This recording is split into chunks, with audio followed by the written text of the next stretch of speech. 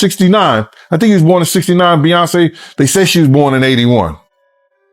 You understand? But back then, in 81, when we was in the club together, 98, 99, she wasn't even supposed to be in the club, but she was in the club. And Jay was dating her. And at that time, if you look at Jay's age, he was about 30 years old. So, isn't she still somewhat a child? To me, she is. Well, I'll tell you this. I've been asked that before, and this is true with Kelly and Solange. I never got involved with their personal relationship. Did Jay-Z really try to silence Mathew Knowles over Beyonce's underage relationship? Oh, honey, grab your popcorn because Gene Deal just dropped some scalding tea that might shake the foundation of hip-hop's ultimate power couple. And trust me, if these claims hold water, the story behind Jay-Z and Beyonce's iconic romance could get a whole lot messier. So let's dive into this tangled web of backstage secrets and industry whispers. In a recent interview with Art Dialogue, Gene Deal didn't just spill tea, he poured the whole pot. He claimed that the industry has long buzzed with rumors about Jay-Z allegedly dating Beyonce when she was just 17 or 18. Now, remember, Jay-Z was already well into his 30s at the time, making this timeline all kinds of problematic. But wait, there's more. Gene even mentioned that back in the late 90s, Beyonce was reportedly spotted in clubs where her age alone should have kept her far away. Yikes. And the plot thickens.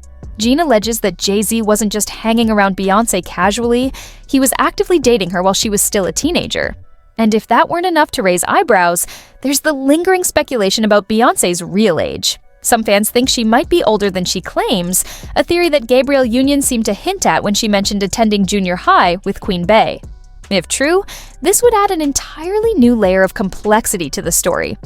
Gene's revelations paint a murky picture of their early relationship. If his claims are true, it means Jay-Z, already a decade deep into the industry, may have been quietly pursuing a much younger Beyonce. Back then, Jay was notorious for keeping his personal life under wraps. But according to insiders, this wasn't exactly a secret in the industry. So, what does this mean for the timeline of their relationship? And how might it change the way fans view this legendary duo? Oh, the drama is just getting started. The girl information may not be totally right, because I know in 2000, what she just said, and me being there and around, I know the atmosphere, I know the players, I know how we moved and how we didn't. And if that wasn't enough, Gene dropped another bombshell. Mathew Knowles, Beyonce's father and then manager, reportedly wasn't thrilled about the relationship. Allegedly, Jay-Z made attempts to keep Mathew quiet, whether it was to shield Beyonce's image or keep their romance out of the spotlight. The tension between Jay and Mathew was said to be palpable. This isn't the first time people have questioned Jay-Z and Beyonce's early years together. Fans have long speculated that the timeline of their relationship doesn't quite add up. Gene's interview has only added fuel to those suspicions. But let's be clear, Gene isn't just stirring the pot for attention. Having been in the industry for years, he claims to have been around Jay-Z during that period and witnessed the dynamics firsthand. According to him, the vibe at the time was anything but normal. Sketchy, as he puts it. But wait, there's more. Gene's remarks have reopened an even bigger conversation about Jay-Z's past, particularly the timeline of his relationship with Beyonce. Even back then, their significant age gap raised some eyebrows. While many were quick to label them as the ultimate couple goals, others couldn't overlook how young Beyonce was when they first got together. Now, with Gene's statements making waves, the spotlight is once again on whether Jay-Z's past relationships warrant a deeper dive. Get right into it. How did two of the biggest names in music even meet? Well, we met a long time ago. Award shows, a lot of different performances. What's even more alarming is how this narrative ties into Jay-Z's ongoing legal troubles. As you may know, Jay-Z is currently entangled in a serious federal lawsuit alongside Diddy. A woman has accused them of sexually assaulting her when she was just 13 years old at an after-party following the 2000 MTV Music Awards. Both Jay-Z and Diddy have denied these allegations, but the controversy shows no signs of fading. This unidentified Jane Doe has sued both Jay-Z, Sean Carter, and Sean Diddy Combs. This is out in New York. This is out in New York federal court, to be more specific. And she is claiming that when she was just 13 years old, she was by both of these musicians. Adding fuel to the fire, Jay-Z recently filed a motion to dismiss the case entirely. His legal team has highlighted what they claim are inconsistencies in the woman's story, arguing that her account doesn't withstand scrutiny. They've even requested monetary sanctions against her attorney, Anthony Busby, accusing him of filing the lawsuit without conducting a proper investigation into the claims. Jay-Z's camp firmly asserts that this is a calculated blackmail attempt designed to tarnish his reputation and pressure him into a financial settlement. Jay-Z has officially petitioned the court to dismiss the assault lawsuit against him and also to impose sanctions upon the Texas attorney who has come after him. Here's the thing. Despite Jay-Z's assertive legal strategy, these allegations have already left a significant mark on his public image. While the woman admitted in a recent interview that she may have misremembered some key details, she remains steadfast in her core claim that something traumatic happened to her that night. Whether these inconsistencies will be enough to get the case dismissed is still uncertain, but the blow to Jay-Z's reputation has already been dealt. Because this has been an ongoing legal war between Busby and Jay-Z and his legal team. Accusations that Busby engaged in extortion, that his firm pressured a client to lie, that Jay-Z's camp has been engaging in intimidation and harassment. Let's not lose sight of the bigger picture here. This isn't just about a single lawsuit or one woman's allegations. It's about a pattern of accusations and rumors that have long surrounded powerful men in the music industry. From Jay-Z's ties to someone like R. Kelly, to the ongoing scrutiny of his relationship timeline with Beyoncé, and now these new allegations, the narrative is becoming harder to ignore. This isn't the first time Jay-Z's past has faced criticism. During an interview with Dame Dash, Nick Cannon raised the topic of Foxy Brown's age when she was signed to Rockefeller, hinting at something more significant. While Cannon's questions were pointed, Dame Dash deflected, claiming he had no involvement in Foxy's signing and suggested Cannon take those questions directly to Jay-Z. At what age was Foxy Brown signed? I don't fucking know. I wasn't paying attention to Foxy Brown. Yeah, but that's... I didn't sign Foxy Brown. I know you didn't. Putting I'm me in just that. asking a You keep question. asking because I'm on the block. I'm responsible for everybody. You the boss. I wasn't. Oh, now I'm the boss. The moment quickly went viral, with fans and critics alike weighing in on social media. Some accused Dame Dash of stirring unnecessary drama, but the discussion reignited long-standing rumors about Jay-Z's past relationships with younger women. And that's not all. There's been ongoing speculation that the fallout between Jay-Z and Dame Dash wasn't just about business. Insiders claim it had a lot to do with Jay's questionable associations. Dame's recent comments shed light on a critical breaking point in their partnership: Jay-Z's decision to work with R. Kelly despite the well-known allegations surrounding his past with Aaliyah. Dame revealed that he couldn't comprehend why Jay would feel comfortable collaborating with someone who had allegedly taken advantage of Aaliyah when she was just 15 years old. Did Jay know about what he did to Aaliyah? Did he know that everybody knew R. Kelly married Aaliyah at 15? Everybody knew that. So was the conversation had like, yo, how you gonna go and do something with this dude? Hell yeah, that conversation was had. To make matters worse, rumors have been swirling that Jay-Z himself had an interest in Aaliyah, even after everything that went down with R. Kelly. This revelation adds yet another layer to the already messy drama. It's no surprise that Dame Dash chose to walk away from Rockefeller. He couldn't stand by while Jay cozied up to someone with such a controversial past. This entire situation casts Jay-Z in a very different light. If he was comfortable working with R. Kelly back then, despite being aware of all the disturbing allegations, it raises serious questions about what else he might have been willing to overlook. It's wild to consider that Dame Dash, one of Jay's closest allies at the time, felt so betrayed that he was willing to give up everything just to distance himself from the chaos. It didn't happen. I was like, yo, how you gonna do a project with my mother girl? We had the conversation. Why would you still with someone that raped your girl? Would you still do anything with that person? So why would anyone expect me to? With Gene Deal's claims now coming to light, it feels like Jay-Z's old skeletons are being dragged out of the closet. From his fallout with Dame Dash to resurfacing rumors of underage relationships, it's becoming evident that his past is catching up with him in a big way. Another significant figure in this story is Beyoncé's father, Mathew Knowles. For years, Mathew has remained relatively quiet about the early stages of Beyoncé's relationship with Jay-Z. However, industry insiders suggest that his silence might not have been entirely voluntary. Rumors claim that Mathew was initially against the relationship, believing Jay-Z wasn't the right fit for his daughter. Allegedly, he was uncomfortable with Beyoncé being associated with someone who had a background like Jay-Z's. After all, Jay was known for his image as a gangster rapper, and Mathew reportedly didn't want that influence anywhere near his teenage daughter. I never got involved with their personal relationships. I can only say as a father that I hope I instill with them the values that they would want to look for in a man. Here's where things take an even more intriguing turn.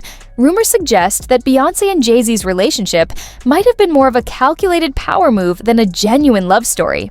Allegedly, the idea of them becoming a power couple was orchestrated by Tina Knowles, while Mathew initially opposed the arrangement. It's said that Mathew wasn't on board with the marriage, believing it was driven more by business motives than true love.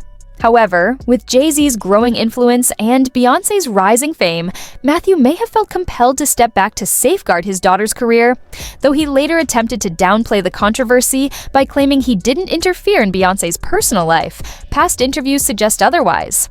While he never directly called out Jay-Z, he hinted at having concerns about who his daughters were dating, but ultimately trusted that he had instilled strong values in them. Despite Mathew's efforts to shift the narrative, many fans remain convinced that his initial hesitation toward Jay-Z stemmed from deeper concerns about Jay's reputation and the influence he might have on Beyoncé. The song Daddy, that she hoped that she found someone just like her daddy. How do you know I'm not a gangster or used to be a gangster? I've been in the music industry for 30 years. Yeah, I mean, the industry's filled with gangsters. But there's more to the story. Speculation suggests that Jay-Z's gangster image wasn't just a phase. It may have been part of what made him appealing to Beyoncé's team in the first place. With Jay-Z's street credibility and Beyoncé's polished, sophisticated persona, they could create a power couple dynamic that transcended music to dominate fashion, business, and pop culture. Over time, this pairing turned out to be a massive success, propelling them to extraordinary wealth and influence across multiple industries, solidifying their status as one of the most iconic duos in entertainment history. Beyoncé is losing hundreds of thousands, millions of followers every day, and she still hasn't said anything, just pretending like life is great in Paris. Is it her place to say so? I mean, probably not, considering she's going to be indicted for anything she would say. Mathew's reluctance to fully embrace Jay-Z as his son-in-law is a detail that hasn't been easily forgotten. Behind the scenes, whispers from those close to the family point to tensions rooted in Jay-Z's past and his connections to controversial figures in the music industry. With Gene Deal now accusing Jay-Z of allegedly silencing Mathew about the early days of his relationship with Beyoncé, it begs the question, was Mathew pressured to keep quiet to protect the Carter empire? And let's not forget the infamous 2014 elevator incident at the Met Gala. Solange's confrontation with Jay-Z wasn't some random outburst. It was a moment that had everyone talking. What if it wasn't just a heated argument, but the culmination of years of frustration? Some sources suggest Solange was fed up with Jay-Z's toxic behavior behind closed doors, particularly if she knew about his past with Beyoncé. Allegedly, Solange was well aware that Jay-Z had become involved with Beyoncé when she was younger, and as rumors of his infidelity mounted, tensions only grew. By 2014, it wasn't just about one incident. It was the result of years of bottled-up emotions. Solange had likely seen the cracks in their relationship long before the public did, and she wasn't about to let Jay-Z disrespect her sister without consequence. Adding to the fire, Jay-Z was facing allegations of cheating, and many believe Solange knew the truth long before it became public. Her actions in that elevator weren't impulsive. They were the release of years of frustration, watching her sister navigate the pressures of being married to a man whose loyalty was constantly in question. Change behavior, one, and then also you have to acknowledge the pain. You have to let that person have their say. Let's not overlook Mathew Knowles' reaction to the infamous incident. He later referred to Solange as a firecracker and admitted he wasn't surprised by her actions at all. According to Mathew, Solange had always been the one to speak up, especially in situations where Beyoncé chose to stay silent. If even Mathew, who had been skeptical of Jay-Z from the very beginning, wasn't fazed by Solange's outburst, it speaks volumes about the underlying tensions in the family dynamic. Beyonce's a very, very private person, though. When you saw Beyonce, Solange, and Jay-Z and the security in the elevator thumping, what was your reaction to that? I have to tell you, I laughed so hard. The elevator incident only intensified the swirling rumors about Jay-Z's character. If Solange was willing to confront him so boldly in public, one can only imagine what she may have witnessed behind closed doors. Was this her way of standing up for Beyoncé, who had silently carried the burden of Jay-Z's actions for years?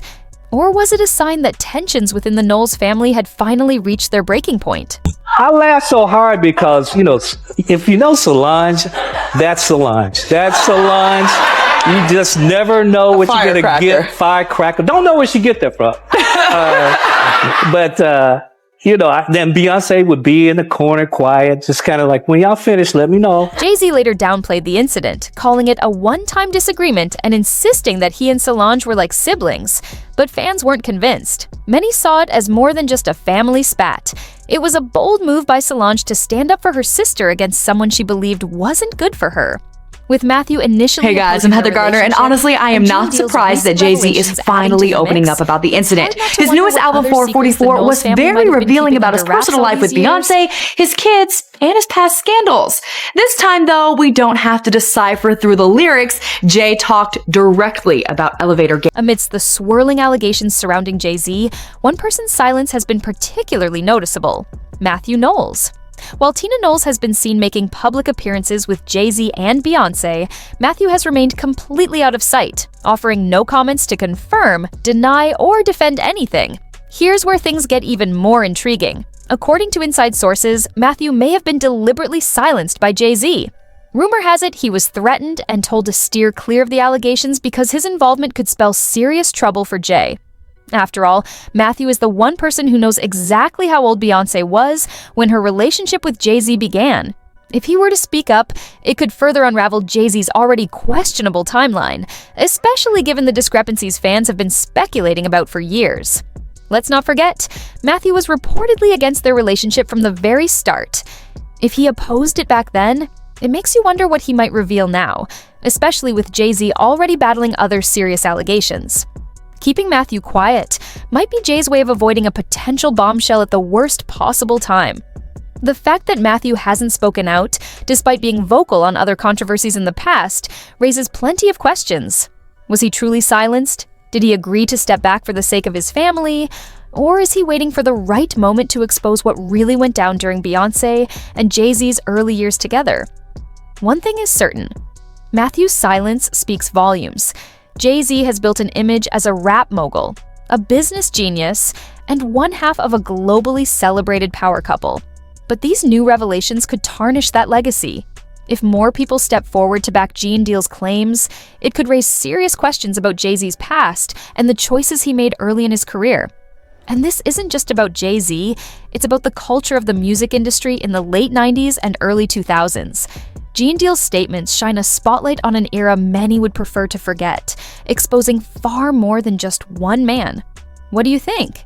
Is Gene Deal revealing long-buried truths about Jay-Z, or is this just another wave of industry gossip? And if Mathew Knowles was indeed pressured into silence, what does that say about the power dynamics in the music world?